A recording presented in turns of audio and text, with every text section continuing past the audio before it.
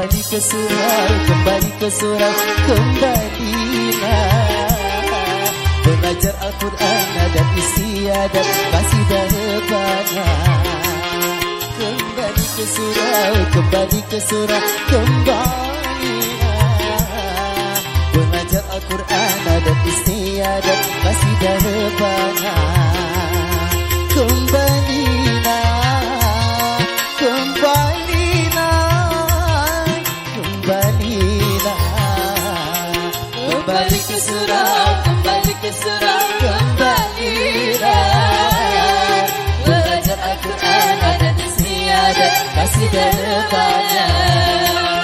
Kembali ke surau, kembali ke surau, kembalilah belajar Al-Quran dan istiadat masih dahsyatnya. Kembalilah, kembalilah, kembalilah.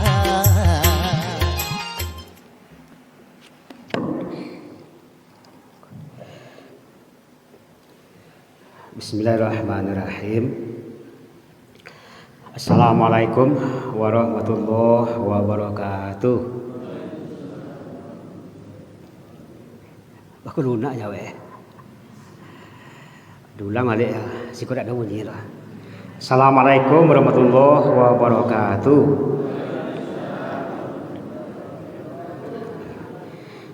Alhamdulillahillazi anzala alaina minal imani wa islam.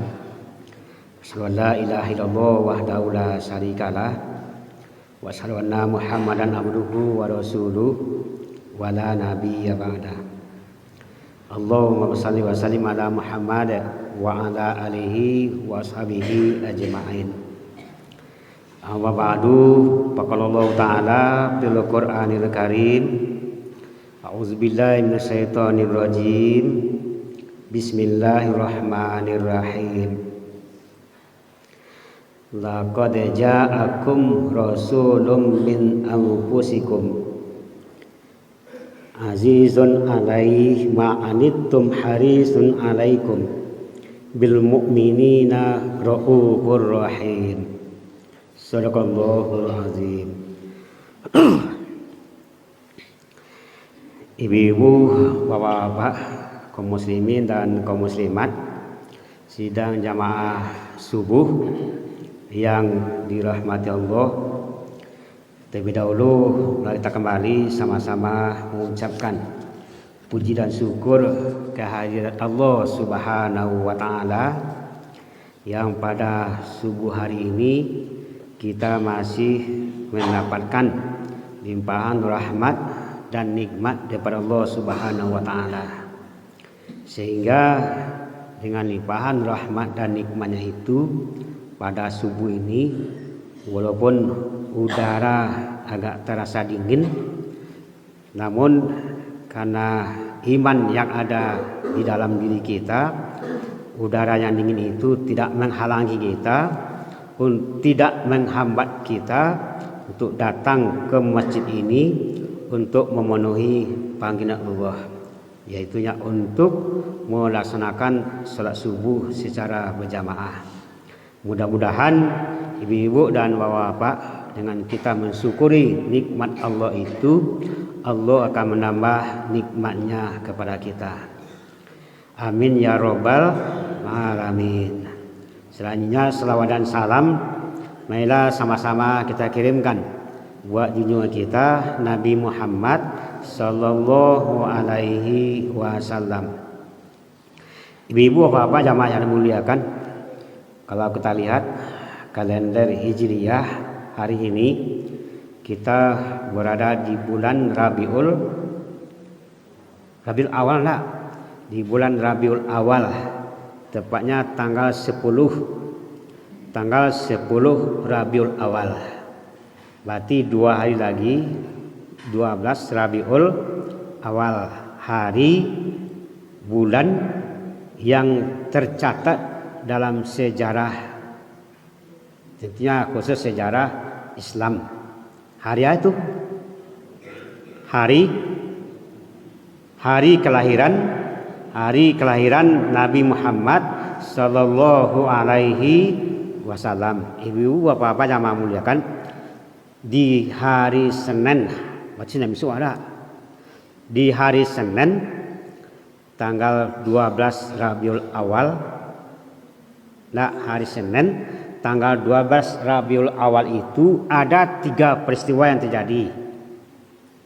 Nah, ada 3 peristiwa yang terjadi pada diri Nabi Muhammad Sallallahu Alaihi Wasallam, dan ketiga peristiwa itu tercatat dalam sejarah. Ada 3 peristiwa itu.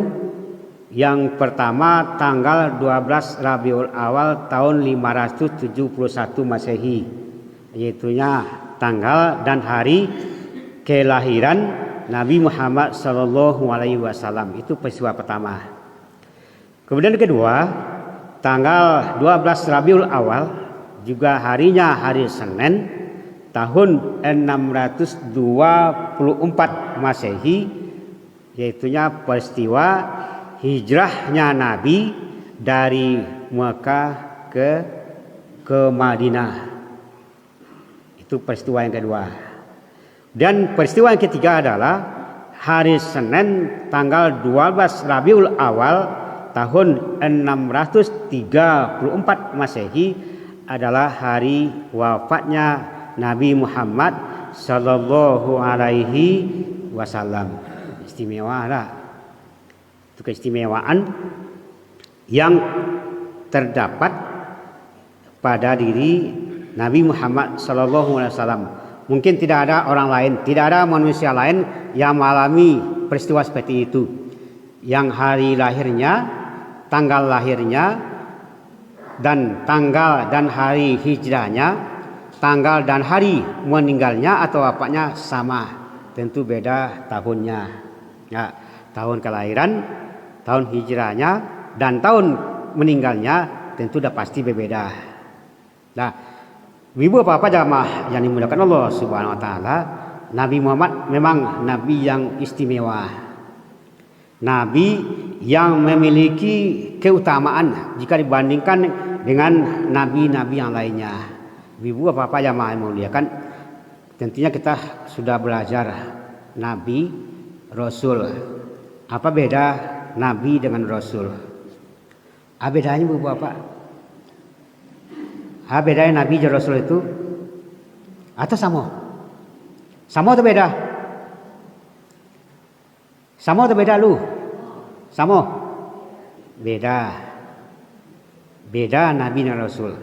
Nabi itu pembawa berita. Nah, Nabi itu pembawa berita. Tidak semua Nabi menjadi Rasul, tetapi semua Rasul pasti Nabi. Gitu nak? Tidak semua Nabi itu Rasul, tapi semua Rasul pasti Nabi. Nah, itu Nabi, laki-laki, seorang laki-laki yang menerima wahyu dari Allah, tapi tidak ada kewajiban baginya untuk menyampaikan kepada umatnya, itu Nabi. Tapi kalau Rasul, seorang laki-laki yang menerima wahyu dari Allah dan ada kewajiban baginya untuk menyampaikan kepada umatnya, itulah Rasul. Perbedaan antara Nabi dengan Rasul. Nah, ibu bapak, berapa orang Nabi itu? Nah, berapa? 25. Jumlah Rasul 25 loh. Jumlah Rasul 25, jumlah Nabi 100. Ya toh? Ya itu. Yakin betul? Ale yakin betul? Ibu apa? Nabi pernah ditanya oleh sahabat, "Ya Rasulullah, berapa orang jumlah Nabi dan Rasul itu?" Lalu kata Nabi, jumlah Nabi itu banyak, kata Nabi. Jumlah Nabi itu banyak jumlahnya.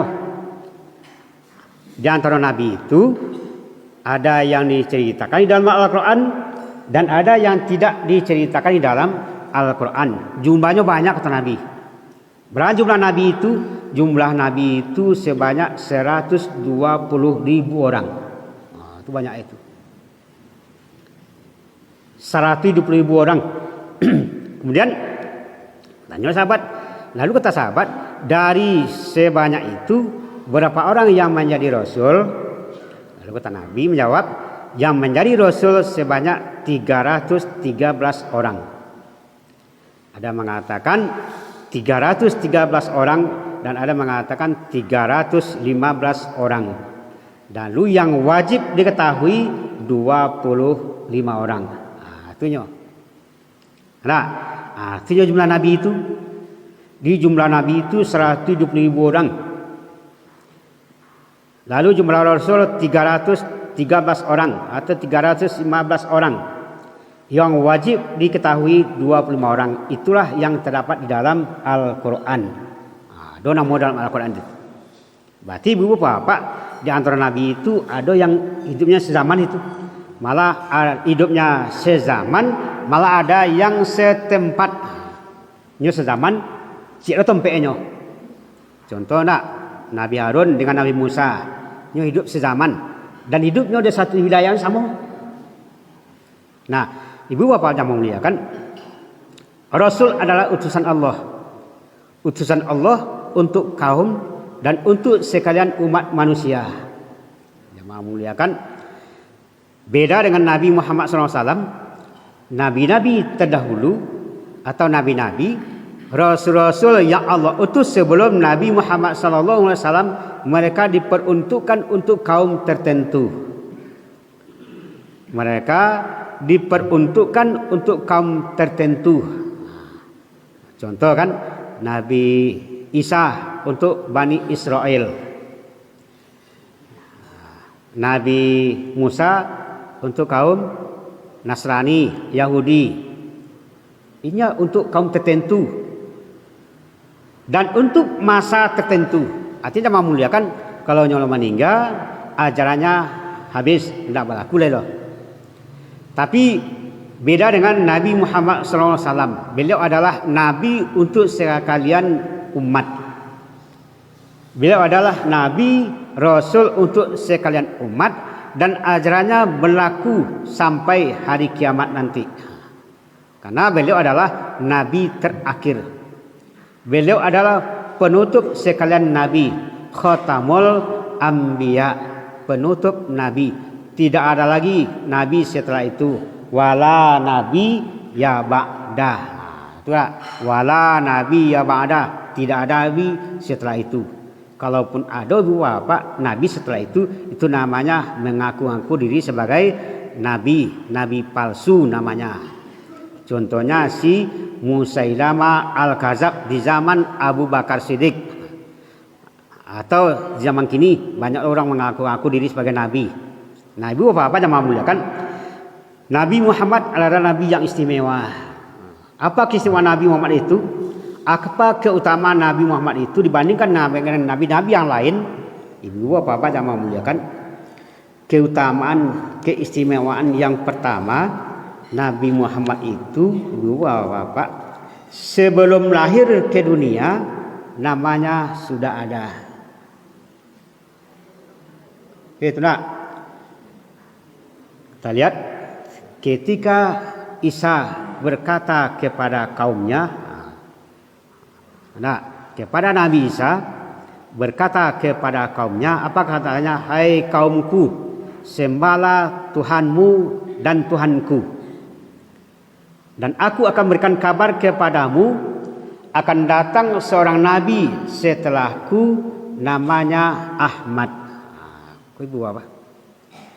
Jadi nama Nabi Muhammad itu sudah diperkenalkan oleh Nabi sebelumnya, padahal nyolong lagi loh. Anak nyolong nado loh. Tapi nama lado. Bahkan jauh sebelum itu jemaah muliakan, kita baca dalam riwayat yang lain, nama Nabi itu, kenabian Muhammad itu sudah diperoleh sebelum Adam diciptakan. Nah, sebelum Nabi Adam diciptakan, yang Muhammad itu, kenabian Muhammad itu sudah ada diperoleh. Dan dapat pangkat Nabi Muhammad itu. Padahal jauh. Nah, jauh jarak itu. Nabi Adam Nabi pertama, beliau adalah mitra akhir, tapi namanya Ado dulu. Dulu namanya Ado. Dulunya diangkat menjadi nabi oleh Allah Subhanahu wa taala sebelum Nabi Adam diangkat menjadi nabi dan rasul. Dan namanya diperkenalkan kembali oleh Nabi Isa kepada kaumnya, padahal beliau belum lahir. Tapi jamaah muliakan, ketika Nabi itu lahir, ketika Nabi Isa sudah meninggal dunia, lalu Nabi Isa digantikan oleh Nabi Muhammad, apa kata kaumnya? Apa kata orang Bani Israel? Ini semuanya adalah sihir yang nyata, sihrum mubin, kata orang-orang Bani Israel itu. Tidak percayanya loh. Tidak percayanya dengan Nabi Muhammad, engkarnya kafir ya. Dia mengkafiri, mengingkari daripada kenabian dari Nabi Muhammad sallallahu alaihi wasallam. Itu yang pertama itu. Namanya Lado, lah dikenalkan padahal orangnya nadol itu. Lihat dua awak macam itu. Lihat dua awak macam itu. Dah ada loh dah. Paling-paling awak kok kelaya nak tu dicari nama. Kok laya nama nanti sana namanya. Nak cari nama. Seminggu sebelum itu. Kalau kelakinya sana namanya rancak. Kalau barusi sana namanya rancak. Nah, itu yang pertama. Kemudian kedua jemaah muliakan, kepada Nabi Muhammad itu Allah dan para malaikat berselawat.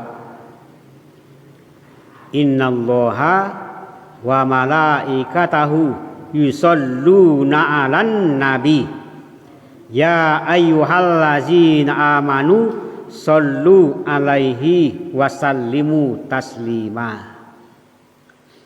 Bayangkan dulu, Allah dan malaikatnya berselawat kepadanya.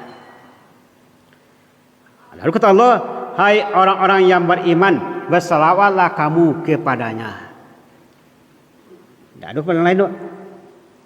Kepada Nabi Muhammad, Allah saja berselawat kepadanya. Malaikat saja berselawat kepadanya. Lalu Allah perintahkan pada kita orang beriman untuk juga berselawat kepadanya. Nah, itu yang kedua. Kemudian ketiga yang mau muliakan, tidak sah solat kita kalau kita tidak berselawat kepadanya. Gitu tak? Selawat itu termasuk rukun Islam atau rukun haji itu?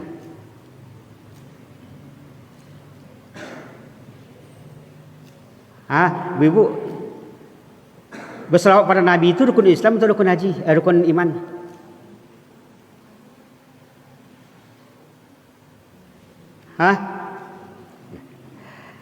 Berselawat itu rukun iman atau rukun Islam?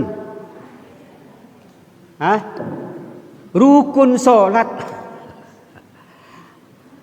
Ya, berselawat pada Nabi itu rukun solat. Kalau itu tidak kita kerjakan, berarti tidak sah solat awak lah. Berselawat kepada Nabi. Bahkan digandingkan namanya dengan Nabi Ibrahim. Lalu apa hubungan Nabi Muhammad dengan Nabi Ibrahim? Ibu bapak, hubungannya adalah hubungan keluarga, hubungan keturunan. Nabi Muhammad itu berasal dari keturunan Nabi Ibrahim dari anaknya Ismail. Nah, dari anaknya Ismail. Berarti kedua orang Nabi itu punya keutamaan, punya keistimewaan, punya kemuliaan. Sehingga di dalam Al-Quran itu Allah perintahkan kepada kita bersama, kepada kita untuk menjadikan kedua orang Nabi itu sebagai tauladan bagi kita. Nah, Allah perintahkan kita untuk menjadikan Nabi Muhammad sebagai tauladan bagi kita. Allah perintahkan kita untuk menjadikan Nabi Ibrahim sebagai tauladan bagi kita. Di dalam Al-Quran surat Al-Mumtahanah dan surat Al-Ahzab Allah ceritakan itu, Allah terangkan itu kepada kita. Ibu bapak jamaah muliakan, itu keistimewaan yang ketiga. Kemudian keempat jamaah muliakan, Nabi Muhammad itu ketika lahir, baca dalam sejarahnya tak? Nabi Muhammad itu ketika lahir, ibunya Siti Aminah itu tidak mengeluarkan darah. Tidak ada darah wiladah namanya. Itu wiladah namanya itu. Berarti tidak perlu dukun. Tidak perlu dukun. Bersih, istimewanya. Tidak ada darahnya loh ketika lahir. Istimewa. Dan alai ketika lahir Nabi itu sudah berkhitan. Nah, ketika lahir Nabi Muhammad itu sudah berkhitan. Basuneknya. Berarti tidak ada perlu sunek sudah tulis loh. Beda Jawa nak. Nabi Muhammad tidak itu, tidak perlu sunat. Karena sudah ketika lahir sudah langsung bersunat. Nah, jemaah muliakan. Lalu alai ketika lahir, ketika Nabi Muhammad itu lahir terjadi peristiwa luar biasa, yaitunya matinya api sesembahan orang-orang Majusi yang selama ini hidup menyala. Jemaah muliakan, orang-orang Majusi itu menyembah api. Ada sembahnya api, disembahnya api selamoko. Lalu ketika Nabi lahir, api itu padam, mati api itu. Tentu matinya api itu, kematian api itu menimbulkan goncangan bagi orang-orang Majusi. Dan juga pada peristiwa itu, ketika Nabi lahir itu, berhala-berhala yang bergantungan di Ka'bah itu semuanya jatuh. Nah, peristiwa luar biasa yang terjadi pada Nabi Muhammad sallallahu alaihi wasallam. Ibu-ibu, bapak jamaah muliakan, itu keistimewaan Nabi. Lalu jamaah muliakan, apa tujuan Allah menurunkan Nabi, mengutus Nabi kepada manusia? Nah, jamaah muliakan, apa tujuan Allah mengutus Nabi dan Rasulnya kepada manusia? Jamaah muliakan, tujuan utama Allah utus Nabi dan Rasul kepada manusia adalah untuk menyampaikan wahyu yang ia terima. Nah, untuk menyampaikan wahyu yang ia terima daripada Allah Subhanahu wa taala. Dan kita tahu jamaah muliakan, kalau kita khususkan kepada Nabi Muhammad sallallahu alaihi wasallam, berarti tugas utama Nabi Muhammad itu adalah untuk menyampaikan Al-Qur'an. Nah, untuk menyampaikan Al-Qur'an. Dan kita tahu jamaah muliakan, di dalam Al-Qur'an itu terdapat pokok-pokok ajaran Islam. Berarti tugas utama Nabi dan Rasul itu adalah untuk menyampaikan ajaran Islam. Apa saja pokok-pokok ajaran Islam itu? Yang pertama, akidah. Yang kedua, ibadah. Yang ketiga, muamalah. Dan yang keempat adalah tentang akhlak. Nah, jemaah muliakan, itu tugas Nabi. Dia bertugas untuk menyampaikan akidah. Dia bertugas untuk memperbaiki akidah manusia. Nah, contoh jemaah muliakan, bagaimana akidah itu? Kita lihat jemaah muliakan, ketika Nabi lahir atau sebelum Nabi lahir, orang-orang Arab jahiliyah mereka adalah menyembah berhala, menyembah patung sesuai dengan agama yang mereka warisi dari nenek moyangnya. Nah, mereka buat patung, mereka buat sendiri, lalu mereka sembah. Kalau tosaknya sembah patungan itu dimakan itu. Kalau patung itu dibuat dari bahan makanan, itu tugas utama Nabi adalah untuk memperbaiki itu, untuk meluruskan itu. Bagaimana saya meluruskannya?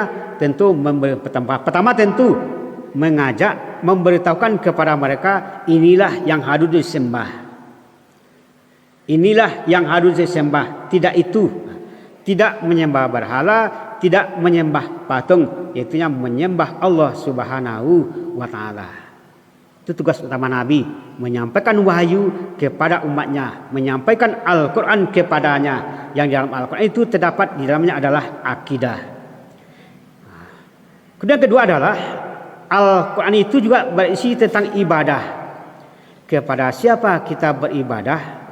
Itulah kepada siapa kita beribadah, siapa yang harus kita ibadahi, itu adalah tugas Nabi menjelaskannya kepada umatnya. Iyyaka na'budu wa iyyaka nasta'in. Itu tugas Nabi. Tugas para rasul untuk menyampaikan kepada manusia, untuk menyampaikan kepada umatnya. Contoh yang memuliakan perintah salat.